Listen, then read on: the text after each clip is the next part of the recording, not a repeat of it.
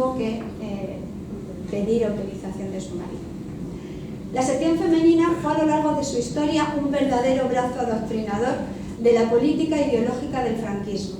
Como cualquier asociación, fue adaptándose a los tiempos y al contexto histórico, evolucionando con ello hacia una visión más liberalizadora de la mujer, sin llegar a promulgar en ningún caso cualquier atisbo feminista. Pero bueno, igual que el régimen, se fue adaptando a los nuevos tiempos. Como en toda regla, siempre hay excepciones, y durante esta época también había mujeres que no aceptaban el rol adjudicado. Estas mujeres eran mujeres jóvenes que no asumían las normas impuestas a su género, y estas chicas fueron denominadas de manera despectiva chicas topolino, que son ellas. Se llamaban así las chicas topolino por el calzado que llevaban, se llamaba el calzado topolino, que era un calzado abierto por delante, como veis, con plataforma y las faldas hasta las rodillas. Y bueno, era una manera despectiva de llamarlas a las mujeres más modernas que escapaban un poco de esos roles, que fumaban, que querían trabajar, que querían salir de ese rol adjudicado.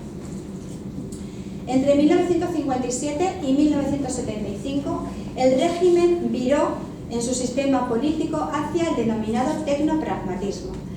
Estos tecnócratas promovieron la eliminación de los ideales económicos de Falange. Se pasó de la autarquía al liberalismo económico. El régimen intensificó sus relaciones internacionales abriéndose al exterior, lo que implicó el conocimiento de otras realidades culturales. Esta nueva apertura económica supuso un cambio en la concepción de familia. La tradicional familia rural dio paso a la familia urbana, que comenzó a relajar un poco esas costumbres tan moralizantes. A partir de los años 50,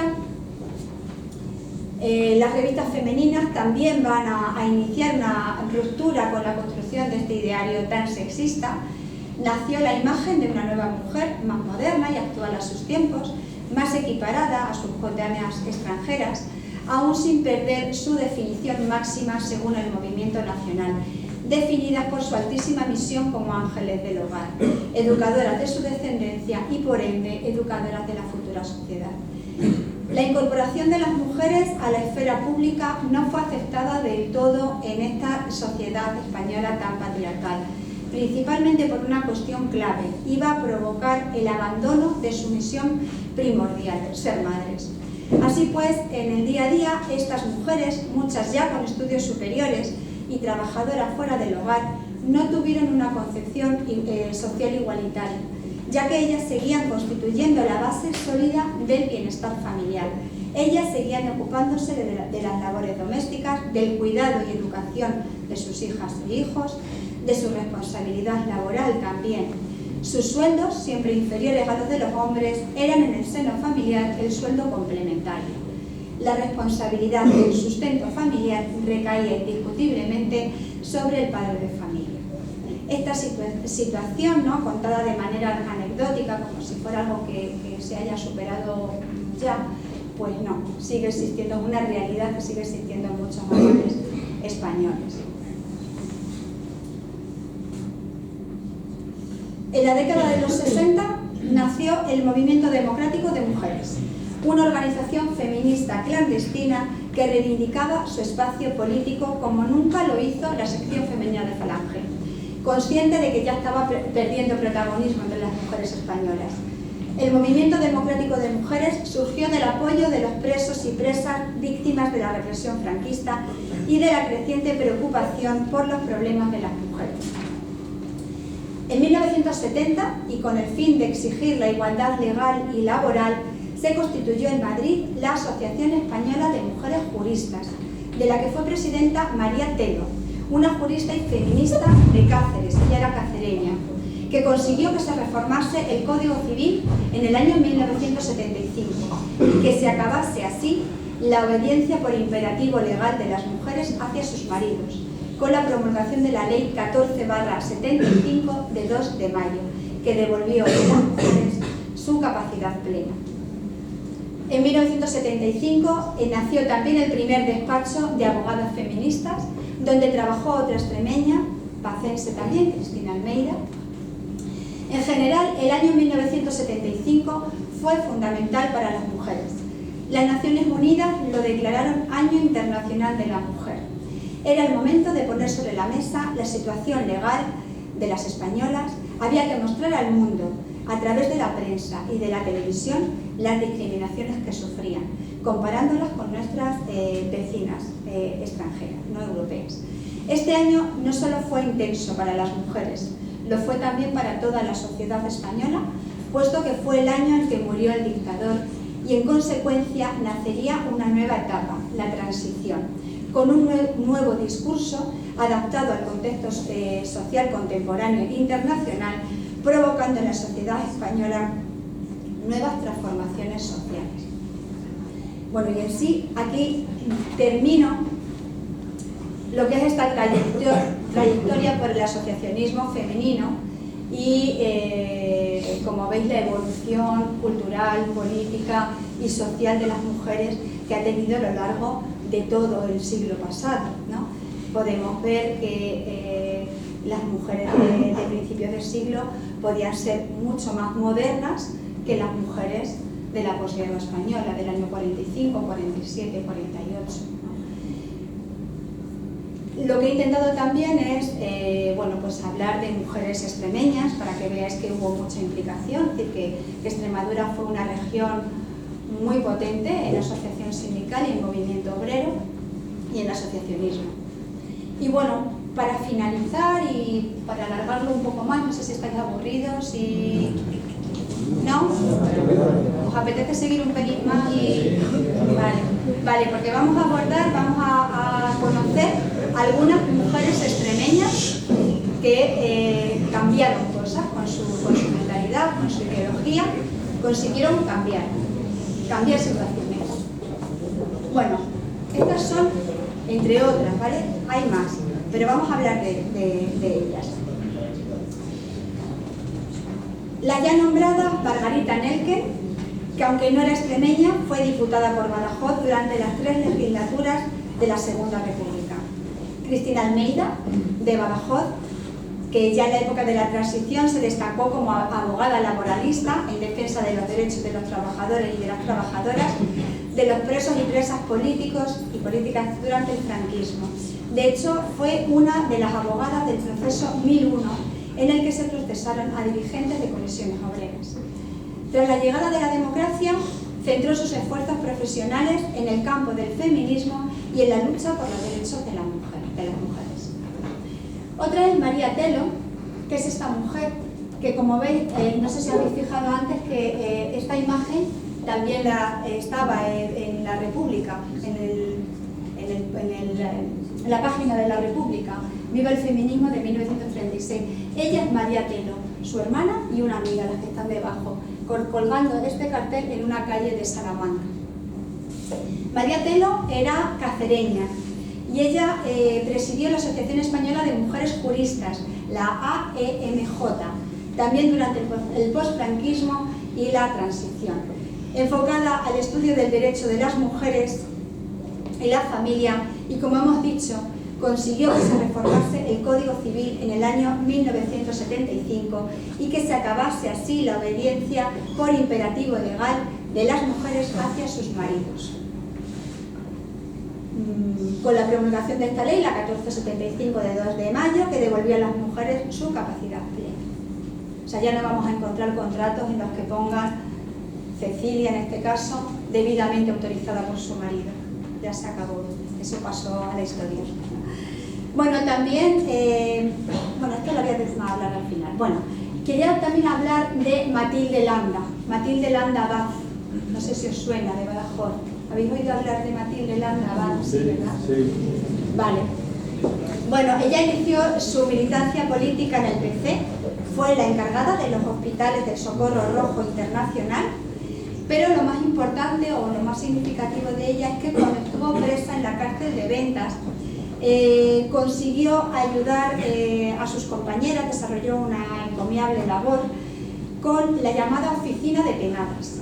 Todas las mujeres que tuvieron penas de muerte, que hubo muchísimas en Extremadura, muchísimas mujeres, ella consiguió que, bueno, ella sabía escribir, leer, le ayudaron 2 presas más que también sabían leer y escribir, y consiguieron escribir instancias, avales, para que esas penas fueran conmutadas.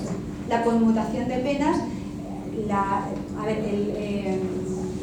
las penaban con la pena capital, que era la pena de muerte, y luego la conmutación normalmente era a 30 años y un día, pero ya no era pena de muerte, ya no pasaban por el paredón. Bueno, pues Matilde Landabad consiguió que se conmutaran muchísimas mujeres, entre ellas a ella misma también consiguió conmutar su pena a 30 años y un día.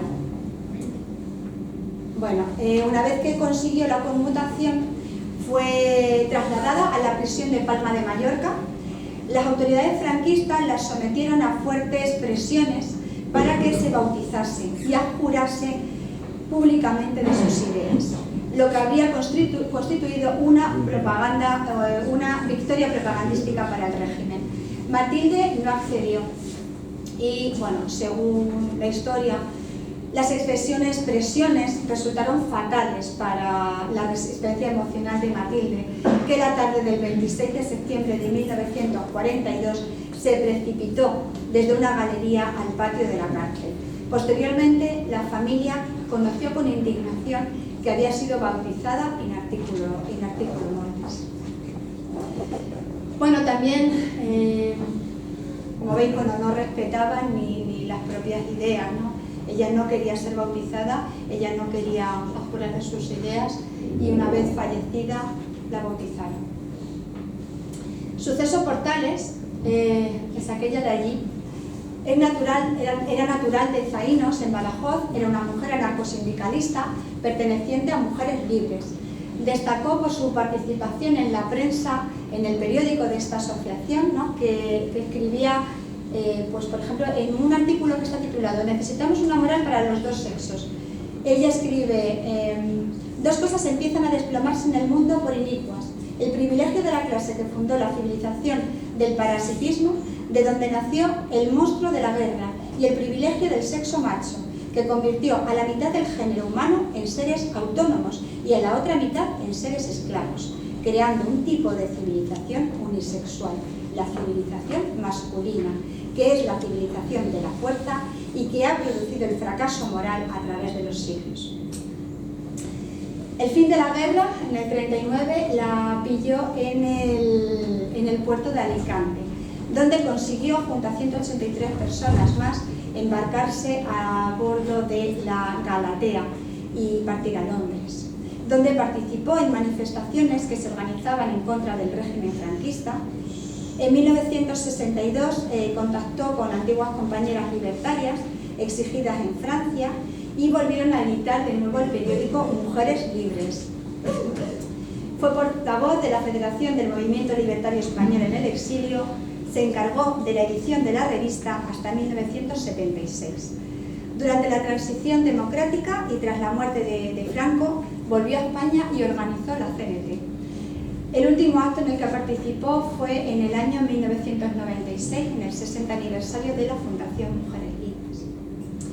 Bueno, y por último yo quería hablaros, no hay foto de ella, pero para mí es una mujer, bueno, muy importante. La descubrí durante la investigación de mi tesis doctoral. Ella se llamaba Agripina Moreno Fernández y era natural de Almaraz, de mi pueblo donde yo vivo. Ella era militante del PC y durante su estancia en la cárcel de Ventas, durante la guerra, acompañó a las jóvenes 13 Rosas Rojas y trasladó a Dolores Ibárruri, la pasionaria, los testimonios de estas jóvenes. ¿Sabéis quiénes eran las 13 Rosas Rojas, verdad? Vale, pues esta mujer extremeña, de Almaraz, cacereña, estaba allí, estaba en la cárcel de Ventas y fue quien acompañó a Capilla, a las jóvenes. Estuvo en Capilla junto con Aurora, otra mujer, compañera de celda, y estuvo con ellas. Entonces ella recogió todos los testimonios de estas jóvenes y en el año 1977 se lo trasladó en una carta a Dolores Ibárruri. Y os voy a contar lo que escribió. Hace muchos años llevo guardando en el corazón un mensaje para ti, Un mensaje muy triste. Creí muchas veces que no llegaría a cumplir esta misión que me encomendaron 14 muchachas. Se trata de las 13 Rosas y de otra camarada llamada Anita. Un triste día del mes de julio de 1939 llegaba a la cárcel de Ventas un grupo de muchachas, casi niñas. Una de ellas, Pilar Bueno, me contó que venía destrozada de las palizas y torturas que sufrieron. Un doloroso e inolvidable 4 de julio llegó la noticia de que entrarían en capilla. Y así fue, tocaron a silencio. Las muchachas se colocaron los mejores vestidos que tenían. Al verlas tan serenas, tan firmes y hermosas ante nosotras, se agigantaban, y cada minuto que transcurría sentíamos deseos de acompañarlas hasta el fin de sus vidas. Se las llevaron finalmente el 5 de agosto. Todas estábamos muy nerviosas por no poder volver a verlas, pero ese día nos llamaron a Aurora Rodríguez y a mí, nos autorizaron a despedirnos de ellas. Cuando entramos en capilla, estaban esperándonos de pie y en fila. Me acerqué a la primera, Pilar Bueno. Nos besamos sin decir palabra. Después me tomó las manos y me dijo: camarada Agripina, si tienes la suerte de salvarte, cuídate y vive para que nos hagáis justicia. Somos inocentes, y si algún día ves a nuestra Dolores, le dices que moriremos como dignas discípulas suyas. Se referían a la pasionaria, pero es Ibarra. Carmen Bueno me decía: me van a fusilar con mi hermano, lo siento por mi querida madre, somos inocentes, nos matan porque somos comunistas. Juanita Lafitte, de 18 años, huérfana de un militar de alta graduación, nos encargó dijéramos al partido y a la JSU que morían dejando bien alta la bandera roja. Una jovencita apellidada Conesa exclamaba: moriremos como comunistas, no permitiremos que nos venden los ojos, nos matarán de cara a nuestros asesinos, somos inocentes. Mari era hija de un guardia civil. Se dio la coincidencia de que cuando llegó el pelotón de ejecución a la cárcel, el jefe de este se dio cuenta de que entre el grupo que iba a ser fusilado estaba la hija de un guardia que componía el pelotón. Rápidamente fue sustituido. Decid a la juventud y al partido que sigan luchando fuertemente unidos y que no nos olviden, nos encargó la pequeña Mari. De Dionisia, dirigente de la JSU, no pudimos despedirnos. Anita era profesora, lo mismo que su marido, ambos muy jóvenes. Antes de ser fusilados dejaron este mensaje: nos matan, pero nunca podrán destruir nuestras ideas que transformarán el mundo. Cuando nos retiramos de tan desgarradora despedida, se unieron a nosotros dos buenas amigas, Matilde Barraqué y Pura de la Aldea. Esta última te conocía mucho de los tiempos en que tú estuviste detenida en las Ventas durante la República. Me dijo que se hizo comunista por tu ejemplo y conducta en la cárcel. Al fusilamiento de nuestros jóvenes camaradas asistió una oficiala de prisiones, que era monja teresiana. Cuando regresó de presenciar aquel crimen, parecía otra persona. Pasó a la galería y empezó a contar a las presas todo lo que había visto. Las muchachas no se dejaron vendar la cara. Murieron a cara descubierta, mirando al pelotón. Pilar Bueno, con el puño en alto, murió gritando: ¡viva la Juventud Socialista Unificada! Anita no murió de los primeros disparos y exclamó: matadme, criminales, no me enterréis viva. La monja entregó a María Lafitte, hermanita de Joaquinita, que también se hallaba presa, la cinta que adornaba el cabello de la fusilada. Pronto se vio en la cárcel una reacción por tanta crueldad. Para todas las mujeres de la prisión fue un duro golpe. Muy temprano, al día siguiente, llegó a mi celda una compañera de la Juventudes Libertarias, que era poetisa y traía una cuartilla de papel en la mano. Llorando, me leyó la primera poesía que se ha escrito sobre nuestros inolvidables 13 Rosas, así las llamó ella. Querida camarada Dolores, después de realizado este trabajo, me siento muy tranquila. Puedo decir a nuestro Partido Comunista y Juventudes: misión cumplida. Un fraternal saludo a Agripina Moreno.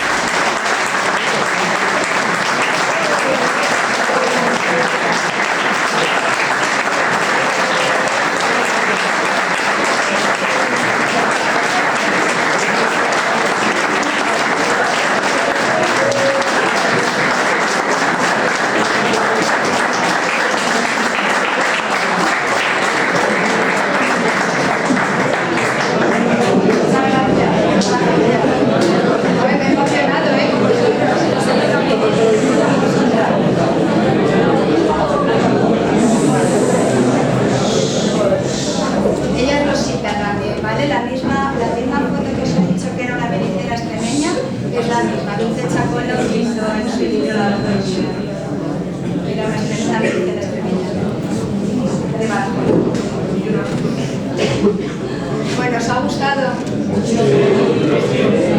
¿Tenéis alguna duda, algo que queráis saber?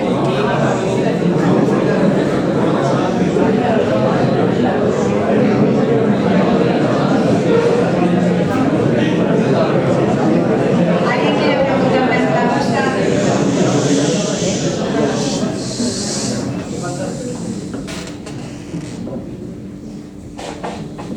¿Alguna pregunta? ¿Alguien quiere saber un poco más? ¿O que desarrollemos algo más? ¿Dónde iban a parar las mujeres, llamémoslo así, después del golpe militar y en los comienzos del franquismo en Extremadura, que se habían dedicado a la prostitución? ¿Conoce algún centro de, digamos, donde eran recluidas para reeducarse? Sí. Sí. Bueno, sí. En Extremadura, me refiero a Extremadura. En Extremadura, sí. Bueno, eso nació después, la Asociación Femenina de Falange creará el Patronato de la Mujer. A eso se refería, ¿no, Sergio? Al Patronato de la Mujer, sí. Eso fue creado para... Bueno, era una institución que ya existía de antes, pero la Asociación Femenina la vuelve a recuperar y será un sitio donde lleven a mujeres que el régimen consideraba descarriadas, que no era así, para nada. Pero sí, se llama el Patronato de la Mujer, y en Cáceres teníamos uno. En Cáceres y en Plasencia. En Cáceres teníamos un colegio y en Plasencia teníamos un taller, o había un taller. ¿Pero todavía pervive el edificio en Cáceres? Sí. No, era en San Blas, estaba en San Blas, no sé si sigue o no sigue. El barrio de San Blas. En el barrio de San Blas. Allí estaba el colegio. No recuerdo ahora cómo se llamaba, pero bueno, sí, allí estaba el colegio. Deciré, cuanto a las misiones pedagógicas, por ejemplo, la labor de las mujeres fue también muy importante. Sí. Y bueno, y quizás más difícil que la de los hombres que iban a las misiones. No sé si nos podría contar un poquito. Bueno, se va a ver de las misiones pedagógicas, conozco, sí que iban mujeres también, y bueno, estamos hablando de la República. Entonces ahí ellas tenían plena libertad. Era en su cotidianidad donde se encontraban esas dificultades. A nivel administrativo, por ejemplo, con las misiones pedagógicas, no encontraron ninguna dificultad, ¿no? Ellas iban igual que ellos, exactamente igual. Donde ellas podían ver esa dificultad era en su día a día, que incluso pues, hoy en día, quien, como decimos, se pone sus gafas violetas, lo puede sentir, lo puede ver, entonces mucho más. Pero a nivel administrativo no había diferencia, porque estaba legislada la igualdad.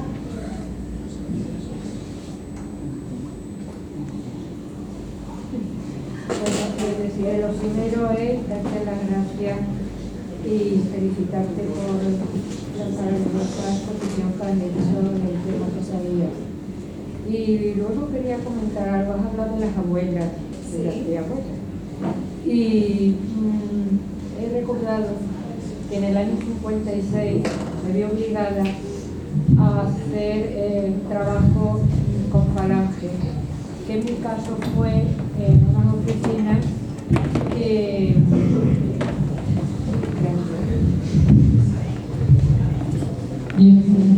en el año 56 me vi obligada a hacer un servicio de caricatura en Falange, y estuve, el mes que duró, estuve escribiendo sobres para notificaciones que desde Falange los circulares mandaban a los diferentes sitios, ayuntamientos, centros de Falange de otros sitios. Y bueno, eso fue una experiencia un poco chunga. Exactamente. Y luego otra cosa, que un día viendo una carpeta donde tengo guardado pues instrumentos familiares, me encontré con la escritura de mi casa, yo vivía en Badajoz, de la casa que mis padres compraron, que venía en nombre de mi padre, como bien decía, y curiosamente ponía que Evaristo Martín Sánchez, nombre de mi padre, de confesión católica, tenía que poner eso, Sí. Y eso a mí, yo nunca lo había leído, pues lo estoy viendo no hace mucho tiempo, que puse a enredar, y me llamó muchísimo la atención. Claro, luego venía mi madre como que no sé y demás. Y bueno, eran las dos cosas que quería comentar, ¿no? Como algo que he vivido y que me causó cierto impacto en cada momento. Muchas gracias. Muchas gracias por aportar el testimonio. Sí, muchas mujeres, claro, a través del servicio social y de la asociación femenina trabajaron para el régimen indirectamente. La mayoría, como tú has dicho, ¿no? Escribiendo cartas, trabajos administrativos. Eso era normal porque también las formaban para trabajos administrativos. Entonces eran como becarias y aprovechaban ese trabajo. En aquella época yo ya había cursado perito mercantil de ahí en Badajoz. Claro. Y pues llevaron. Claro, eso es normal. Y si tenías estudios, pues más todavía, porque bueno, está bien, ¿no? La manera también de dar trabajo a las mujeres. Eso es lógico, sí. Y si no, pues como prácticas del servicio social, que eso también. Y luego lo de la añadidura, ¿no? Que me has dicho de tu padre, ¿no? Que era católico y tal, pues es que le daba como más empate. Realmente no es que fuera obligatorio ponerlo, pero si se ponía, pues le daba más importancia. Como que estaba afiliado con el régimen.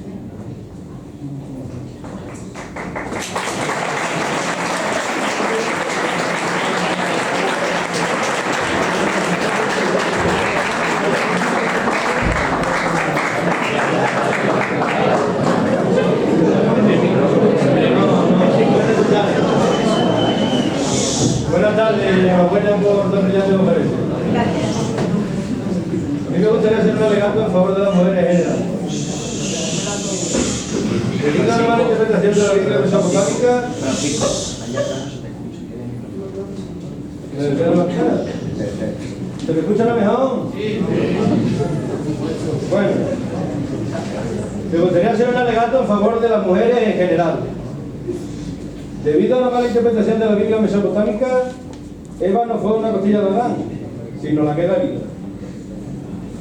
Hecha esta reflexión, permitidme que lea la frase y posteriormente haré la oportuna pregunta.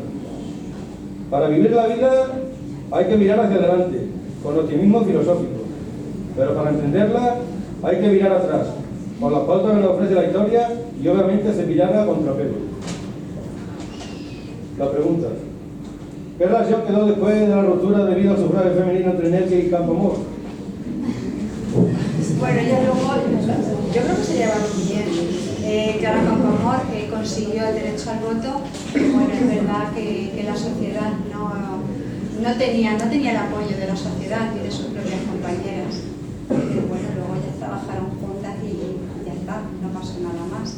Pero sí hubo un debate muy interesante, hay un teatro sobre ello para los chicos, es muy interesante el teatro sobre ese discurso entre ambas que Margarita Nelke también opinaba lo mismo que Victoria Kent, y es que la mujer no estaba educada y preparada en ese momento para el acto de votar con conciencia política.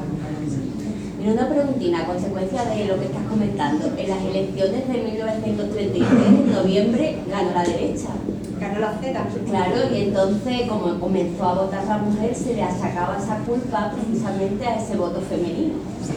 ¿Qué de cierto hay de eso? No hay, eso es, no es cierto. No sé exactamente porque yo lo leí hace un tiempo, porque me llamó la atención, ¿no? Porque ese era el argumento, que como salió la derecha en esas elecciones había sido por culpa del voto femenino, pero no, por el número de votantes, por lo visto hubiese salido igual, hubiese votado la mujer con claro, luego ya en las siguientes elecciones ganó otra vez. Y además ganó el Frente Popular ganó la formación de todas las izquierdas y ahí también votaron las mujeres. Y bueno, interesante que salieron 5 diputadas en el 33 y 5 en el 36, cosa que en el 31 eran solamente 3 de 470 diputados. Y quedó fuera Campoamor. Y quedó fuera Campoamor, sí.